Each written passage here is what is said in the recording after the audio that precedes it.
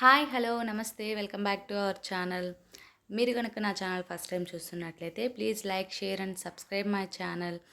Video చివరి వరకు చూసి మీకు నేను చేసిన మేకోవర్ నచ్చినట్లయితే ప్లీజ్ ఒక లైక్ మాత్రం మర్చిపోకండి. కామెంట్ కూడా చేయండి ఎలా ఉంది ఏంటి అన్నది. ఇప్పుడు మీరు చూస్తున్నారు కదా, ఇది వచ్చేసి మా బాబు స్టడీ టేబుల్. ఆ స్టడీ టేబుల్ కూడా ఈ ఇయర్ తీసుకుంది. తీసుకున్నప్పుడు బాగుంది, మంచిగా మెయింటైన్ చేస్తూ వచ్చాడు మా బాబు కూడా. కానీ లాస్ట్ టైం మా బాబుకి కొంచెం ప్రాజెక్ట్ వర్క్ ఉంటే ఆ ప్రాజెక్ట్ వర్క్ అంతా టేబుల్ మీద చేస్తూ వచ్చాడు. దానివల్ల ఏంటంటే గమ్ అంతా టేబుల్కి కొంచెం స్టిక్కీగా అయిపోయింది. నాకైతే కొంచెం నచ్చలేదు, దాన్ని లుక్ చేంజ్ చేయాలని చెప్పేసి అయితే డిసైడ్ అయ్యాను. కానీ 2-3 డేస్ ఆలోచించాను ఏం చేద్దామా అని చెప్పేసి. ఆలోచిస్తుంటే నేను రీసెంట్గా కబోర్డ్స్ అవి కొంచెం నీట్గా క్లీన్ చేద్దామని చూస్తుంటే అందులో నాకు వాల్ స్టిక్కర్ అనేది కనిపించింది. సో ఇది ఉంది కదా, దీన్ని కొంచెం మేకోవర్ చేద్దామనే థాట్తో అయితే దీన్ని బయటకు తీసానమాట. ఫస్ట్ వచ్చేసి టేబుల్ లెంత్ ఎంత ఉందా అని చెప్పేసి చూసుకుని దానికి సరిపడా స్టిక్కర్ని నేను కట్ చేసుకున్నాను. దాని తర్వాత వచ్చేసి ఈ స్టిక్కర్ని అయితే కొంచెం నీట్గా చూడటానికైతే కొంచెం ఫౌల్డ్ అయిపోయి ఎప్పటి నుంచో పక్కన పెట్టాను కదా, ఫౌల్డ్ అయిపోయి ఉంది. ఇది నీట్గా వస్తుందా రాదా అని చెప్పేసి అయితే స్టార్ట్ చేశాను.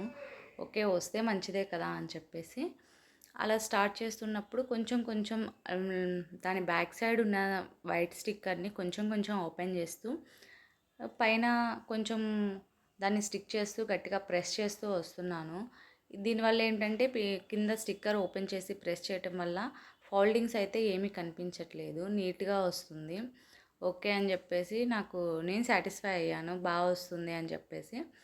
ఇలా మొత్తం వచ్చేసి నేను నీట్గా స్టిక్ చేసుకుంటూ వచ్చాను. నాకు అరౌండ్ ఒక 10 మినిట్స్ అలా పట్టిందేమో, కానీ అవుట్పుట్ అయితే నాకు సాటిస్ఫై అయ్యాను నేను చేసిన దానికి.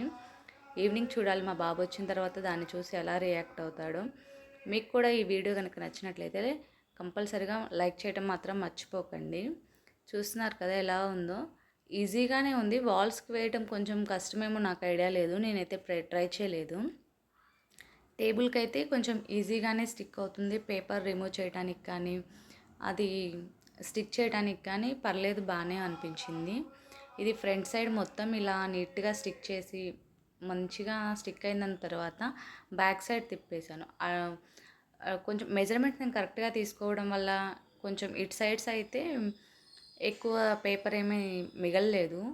ఇది కొంచెం వెడల్పు ఎక్కువ ఉండటం వల్ల ఏమైందంటే దాన్ని నేను షేప్ ఎటు రావాలి కదా అని చెప్పేసి తర్వాత చూద్దామని వదిలేసాను. ఇప్పుడు ఆ ఎక్కువ ఉన్నది ఏం చేయాలంటే డైరెక్ట్గా ఫోల్డ్ చేస్తే ఫోల్డింగ్స్ ఎక్కువ వస్తాయి, క్లమ్జీ అయిపోతుంది, బాగోదని చెప్పేసి దాన్ని చిన్న చిన్నగా కట్ చేసుకుంటూ చిన్న చిన్న పీసెస్ అయితే చేసేసి నీట్గా బ్యాక్ సైడ్కి ఫోల్డ్ చేస్తూ వచ్చాను. నీట్గా వచ్చింది. నేనైతే ఇంత నీట్గా వస్తుందని అయితే ఎక్స్పెక్ట్ చేయలేదు, కానీ చాలా బాగా వచ్చింది.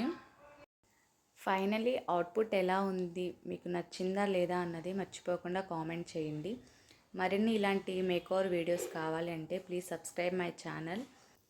ఈ వీడియోని స్కిప్ చేయకుండా చివరి వరకు చూసిన ప్రతి ఒక్కరికి థ్యాంక్ యూ సో మచ్.